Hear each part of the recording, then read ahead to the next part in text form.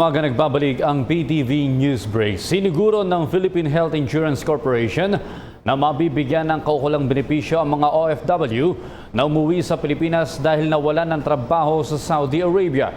May report si George Bandola. Maaari pang makakuha ng benepisyo sa Philippine Health Insurance Corporation o PhilHealth ang mga displaced overseas Filipino workers.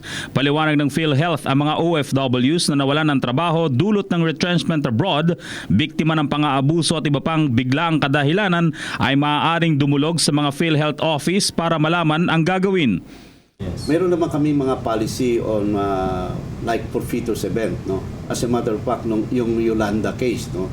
Yung mga victims doon sa Yolanda, we have a moratorium on their premium contribution. In other words, kahit na hindi sila nagbabayad ng premium contribution in a span of 1 year, they're still entitled because of the crisis that they are facing.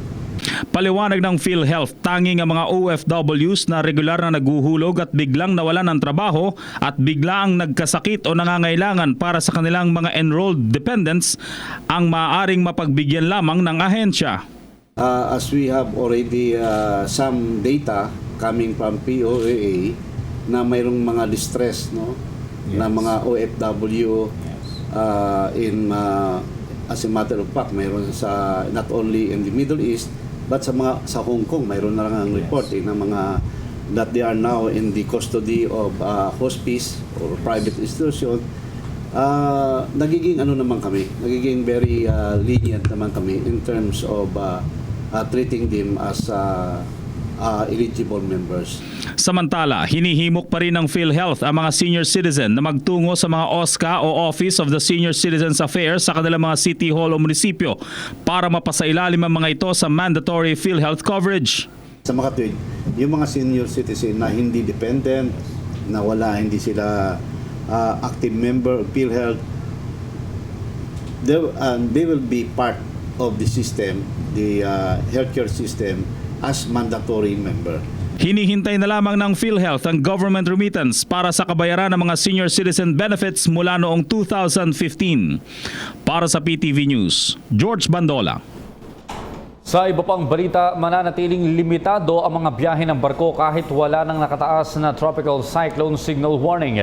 Ayon kay PCG spokesman Commander Arman Balilo, nananatiling mataas ang banta ng panganib dahil sa panibagong bagyo sa eastern section ng ating bansa. Una nang naging pagtaya ng Pag-asa na maaaring tumagal ng 3 araw ang malakas na hatak ng Typhoon Hener.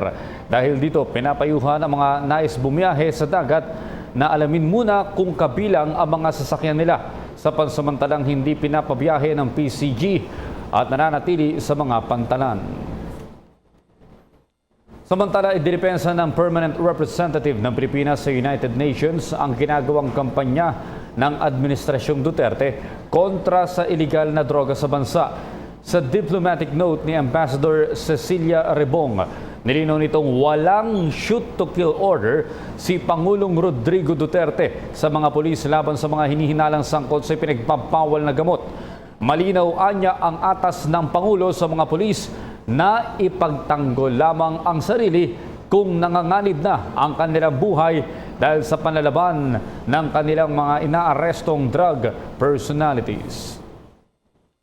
At yan po naman ang aming mga nakalap na balita at impormasyon para sa PTV Newsbreak. Ako po si Audrey Goriseta.